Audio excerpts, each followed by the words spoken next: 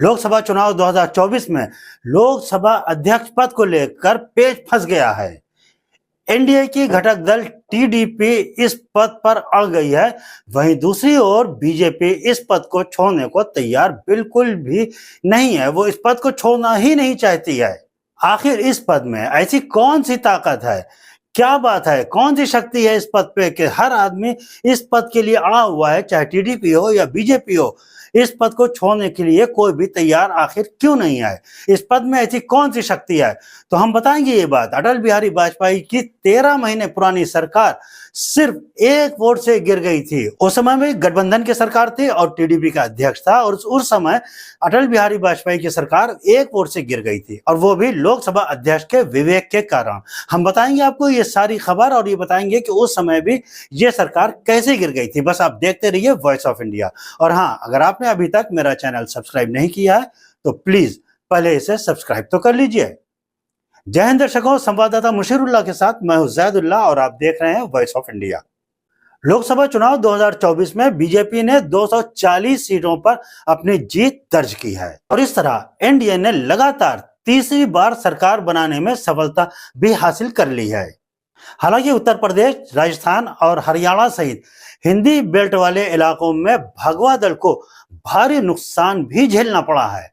इसी कारण 10 साल के बाद एक बार फिर गठबंधन वाली सरकार केंद्र में लौट आई है। इससे पहले 10 साल तक बीजेपी की बहुमत वाली सरकार केंद्र में थी, लेकिन इस बार गठबंधन की सरकार केंद्र में लौट आई है। इससे पहले बीजेपी की बहुमत वाली सरकार थी, लेकिन गठबंधन उस वक्त भी था। समय बीजेपी की अपनी सीटें भी 272 के पार थी, इसलिए वो अकेले दम पर भी सरकार बनाने में सक्षम थी। लेकिन इस बार अकेले सरकार बनाने में बीजेपी सक्षम नहीं है। इस बार बीजेपी बैसाखी के सहारे है। इस बार विपक्षी दलों का इंडिया गठबंधन भी काफी मजबूत स्थिति में है। अब लोकसभा अध्यक्ष पद पर हर किसी की नजरें गड़ी हुई हैं। एनडीए के घटक दल भी इस पर अपनी गहरी नजर बनाए हुए हैं और अपनी नजर गाड़े हुए हैं कि किसी भी तरीके से ये पद उन्हें मिल जाए, तथा बीजेपी इस पद को अपने पास ही रखना चाहती है। शायद इस बार भी ओम बिड़ला को ही लोकसभा अध्यक्ष बना दिया जाए। बता दें कि 18वीं लोकसभा का पहला सत्र 24 जून से शुरू होने वाला है और 3 जुलाई को यह समाप्त होगा। इस तरह ये 9 दिवसीय एक विशेष सत्र रहने वाला है। इस दौरान अध्यक्ष चुनाव की प्रक्रिया 26 जून से शुरू हो सकती है। सत्र शुरू होने में महज चंद दिन ही बचे हैं, लेकिन लोकसभा अध्यक्ष को लेकर अभी भी एनडीए में कोई सहमति नहीं बन पाई है। जो खबरें छन छन कर सामने आ रही हैं, उसके मुताबिक बीजेपी हर हाल में अध्यक्ष पद अपने पास रखना चाहती है। वहीं दूसरी तरफ संख्या बल के हिसाब से एनडीए का दूसरा सबसे बड़ा घटक दल यानी टीडीपी इस पद को लेने के लिए पूरा दबाव बनाए हुए है। अगर पिछले 2 चुनाव की बात करें तो बीजेपी को अकेले ही पूर्ण बहुमत हासिल था, इसलिए इस पद के लिए घटक दल ना तो दबाव बनाने की स्थिति में था और ना ही बीजेपी ने यह पद किसी को दिया। लेकिन लोकसभा चुनाव 2024 में बहुमत से लगभग 32 सीटें पीछे रह गई बीजेपी के लिए घटक दलों को नजरअंदाज कर पाना आसान नहीं होगा। अब सवाल यही है कि आखिर टीडीपी और बीजेपी दोनों ही स्पीकर पद को लेकर क्यों अड़े हुए हैं? इसके पीछे कई तर्क दिए जा रहे हैं। सबसे बड़ा तर्क है स्पीकर पद की अहमियत, और वो भी गठबंधन सरकार की स्थिति में जब किसी दल के पास पूर्ण बहुमत नहीं है। इसके साथ ही राजनीति के पंडित इतिहास में बीजेपी के साथ हुए एक कटु अनुभव को भी इसकी वजह बता रहे हैं। जब टीडीपी की वजह से ही 13 महीने में अटल बिहारी वाजपेयी की सरकार गिर गई थी। 1999 में बीजेपी सरकार सिर्फ एक मत से, एक वोट से गिर गई थी। साल 2019 में बीजेपी के नेतृत्व वाली एनडीए सरकार सिर्फ एक वोट से गिर गई थी। उस समय जीएम बालयोगी स्पीकर थे और वो भी टीडीपी के ही सांसद थे। उस समय एनडीए सरकार को एआईडीएमके का समर्थन था और टीडीपी का भी समर्थन हासिल था।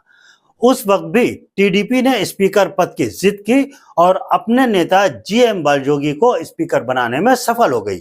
तकरीबन 13 महीने तक सरकार चलने के बाद एआईडीएमके की नेता जयललिता ने अचानक सरकार से समर्थन वापस ले लिया। 17 अप्रैल 1999 को विपक्ष की ओर से अविश्वास प्रस्ताव लाया गया, उस पर वोटिंग कराई गई और सरकार एक वोट से गिर गई। उस वक्त हुआ यह था कि वोटिंग से ठीक पहले लोकसभा में अचानक कांग्रेस के सांसद गिरिधर गमांग दिखाई दिए। गिरिधर गमांग करीब 3 महीने पहले ही उड़ीसा के मुख्यमंत्री बने थे, लेकिन तब तक उन्होंने लोकसभा की सदस्यता से इस्तीफा नहीं दिया था। अब ऐसे में ये स्पीकर के विवेक पर निर्भर करता था कि वो उन्हें मतदान में हिस्सा लेने देते हैं या फिर नहीं। स्पीकर ने उन्हें मतदान में हिस्सा लेने की अनुमति दे दी और अविश्वास प्रस्ताव के पक्ष में 270 वोट जबकि विपक्ष में 269 वोट पड़े और इस तरह सरकार सिर्फ एक वोट से गिर गई। यदि उस समय ये जो कांग्रेस के मुख्यमंत्री थे इनको वोट देने का अधिकार लोकसभा अध्यक्ष ना देते तो फिर अटल बिहारी वाजपेयी की सरकार गिरती नहीं। लोकसभा अध्यक्ष के पास जो ताकत है उसके तहत लोकसभा की कार्रवाई का पूरा नियंत्रण स्पीकर के ही हाथों में होता है। स्पीकर ही लोकसभा का संवैधानिक और औपचारिक प्रमुख होता है। आमतौर पर स्पीकर को सदन में उपस्थित और मतदान करने वाले सदस्यों के साधारण बहुमत के जरिए ही चुना जाता है। इसलिए आमतौर से सत्तारूढ़ दल का ही स्पीकर चुना जाता है। संविधान में प्रावधान है कि अध्यक्ष पद को कभी भी खाली नहीं होना चाहिए। लोकसभा को संचालित करने के लिए पूरी जिम्मेदारी स्पीकर की ही होती है। संसदों के अनुचित व्यवहार के लिए उन्हें दंडित भी स्पीकर कर सकता है और अविश्वास प्रस्ताव और निंदा प्रस्ताव की अनुमति देने का काम भी स्पीकर ही करता है।